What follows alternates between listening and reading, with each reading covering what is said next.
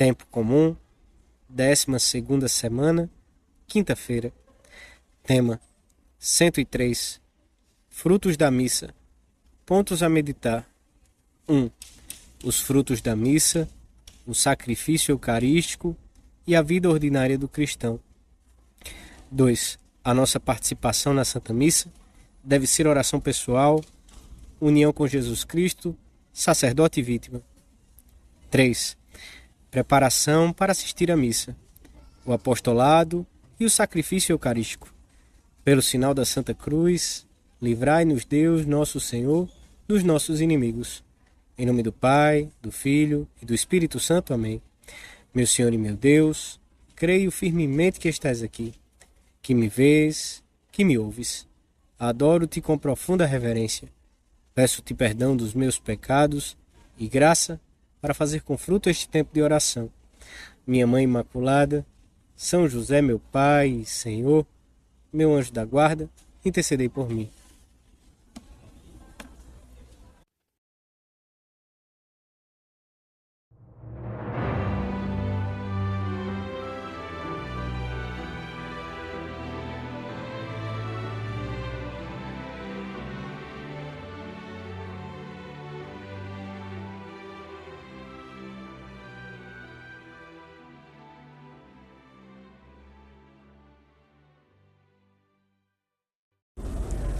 O Concílio Vaticano II recorda-nos que o sacrifício da cruz e a sua renovação sacramental na missa constituem uma mesma e única realidade, à exceção do modo de oferecer, e que, consequentemente, a missa é ao mesmo tempo sacrifício de louvor, de ação de graças, propiciatório e satisfatório. Os fins que o Salvador deu ao seu sacrifício na cruz costumam sintetizar-se nesses 4 e alcançam-se em medidas e modos diversos. Os fins que se referem diretamente a Deus, como adoração ou louvor e ação de graças, produzem-se sempre infalível e plenamente no seu valor infinito, mesmo sem o nosso concurso, ainda que nenhum fiel assista à celebração da missa ou assista distraído. Cada vez que se celebra o sacrifício eucarístico, louva-se a Deus nosso Senhor sem limites e oferece-se uma ação de graças que o satisfaz plenamente.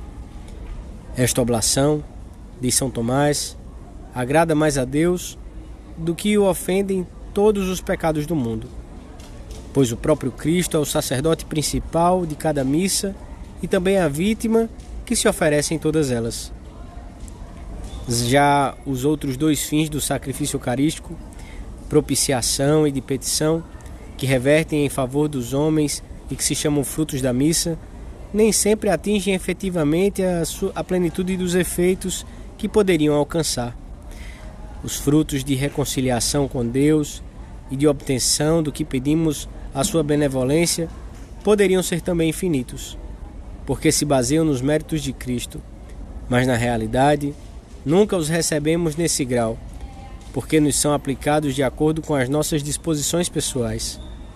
Daí a importância de melhorarmos continuamente a nossa participação pessoal no sacrifício do altar, unindo-nos intimamente ao próprio louvor, ação de graças, expiação e impetração de Cristo sacerdote. Neste sentido, o rito externo da missa, as ações e cerimônias, ao mesmo tempo que significam o sacrifício interior de Jesus Cristo, são também sinal da entrega e da oblação dos fiéis unidos a Ele.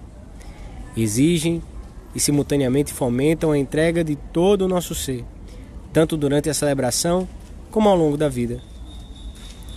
Todas as suas obras, preces e iniciativas apostólicas indicam o Concílio Vaticano II, bem como a vida conjugal e familiar, o trabalho cotidiano, o descanso do corpo e da alma, se praticados no espírito e mesmo os incômodos da vida pacientemente suportados, tornam-se hóstias espirituais agradáveis a Deus, por Jesus Cristo. Hóstias que são piedosamente oferecidas ao Pai com a ablação do Senhor na celebração da Eucaristia. Todas as nossas obras e a própria vida adquirem um novo valor, porque tudo passa então a girar em torno da Santa Missa, que se converte no centro do dia.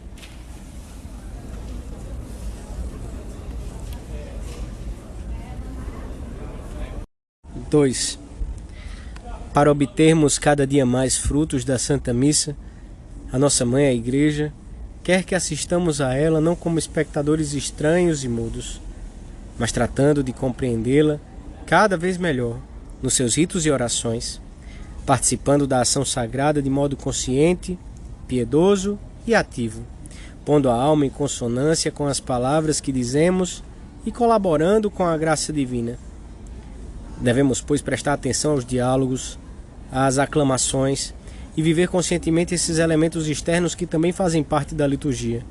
As posições do corpo, de joelhos, em pé, sentados, a recitação ou canto de partes comuns, glória, credo, santo, Pai Nosso, etc. Muitas vezes, ser-nos-á bastante útil ler no nosso missal as orações do celebrante, como também o esforço por viver a pontualidade, chegando pelo menos uns minutos antes do começo. Nos ajudará a preparar-nos melhor e será uma atenção delicada com Cristo, com o sacerdote que celebra a missa e com os que já estão na igreja. O Senhor agradece que também nisto sejamos exemplares. Por acaso não seríamos pontuais se se tratasse de uma audiência importante? Não há nada mais importante no mundo do que a Santa Missa. Além da participação externa, devemos fomentar a participação interna, pela união com Jesus Cristo que se oferece a si mesmo. Esta participação consiste principalmente no exercício das virtudes, em atos de fé, de esperança e de amor, de humildade, de contrição, ao longo das orações e nos momentos de silêncio. Antes do confesso a Deus Todo-Poderoso, devemos realmente sentir o peso dos nossos pecados. No momento da consagração, podemos repetir com o apóstolo Tomé aquelas suas palavras cheias de fé e de amor: meu Senhor e meu Deus, ou outras que a piedade nos sugira. A nossa participação na Santa Missa deve ser, pois, e antes de mais nada, oração pessoal, o ponto culminante do nosso diálogo habitual com o Pai, o Filho e o Espírito Santo. Diz Paulo VI que esse espírito de oração, na medida em que for possível a cada um, é condição indispensável para uma participação litúrgica autêntica e consciente. E não somente condição, mas também seu fruto e consequência. É necessário hoje, sempre, mas hoje mais do que nunca, manter um espírito e uma prática de oração pessoal. Sem uma íntima e contínua vida interior de oração, de fé, de caridade pessoal, não podemos continuar a ser cristãos. Não podemos participar de uma maneira útil e proveitosa no renascimento litúrgico. Não podemos dar testemunho eficaz daquela autenticidade cristã de que tanto se fala. Não podemos pensar, respirar, atuar, sofrer e esperar plenamente com a Igreja viva e peregrina. Dizemos a todos vós: orai, irmãos.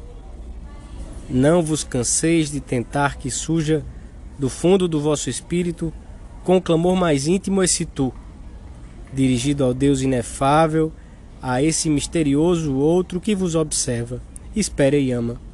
E certamente não vos sentireis desiludidos ou abandonados, antes experimentareis a alegria nova de uma resposta embriagante: eis que estou contigo. De modo muito particular, temos Deus junto de nós e em nós no momento da comunhão, em que a participação na Santa Missa chega a seu momento culminante. O efeito próprio deste sacramento, ensina São Tomás de Aquino, é a conversão do homem em Cristo, para que diga com o apóstolo: não sou eu que vivo, mas é Cristo que vive em mim.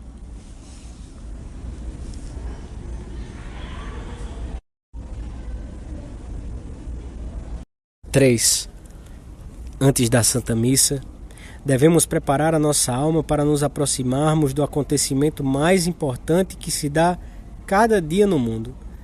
A missa celebrada por qualquer sacerdote, no lugar mais recôndito, é o evento mais importante que acontece naquele instante sobre a terra, ainda que não esteja presente uma única pessoa sequer. É a coisa mais grata a Deus que os homens lhe podem oferecer.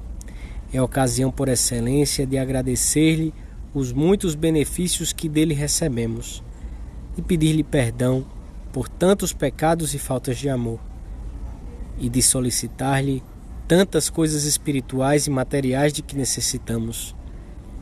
Quem não tem coisas a pedir? Senhor, esta doença. Senhor, essa tristeza. Senhor, essa humilhação que não sei suportar por teu amor. Queremos o bem, a felicidade e a alegria das pessoas da nossa casa. Oprime-nos o coração a sorte dos que padecem fome e sede de pão e de justiça, dos que experimentam a amargura da solidão, dos que no fim dos seus dias não recebem um olhar de carinho nem um gesto de ajuda. Mas a grande miséria que nos faz sofrer, a grande necessidade é que queremos pôr remédio ao pecado, o afastamento de Deus, o risco de que as almas se percam para toda a eternidade.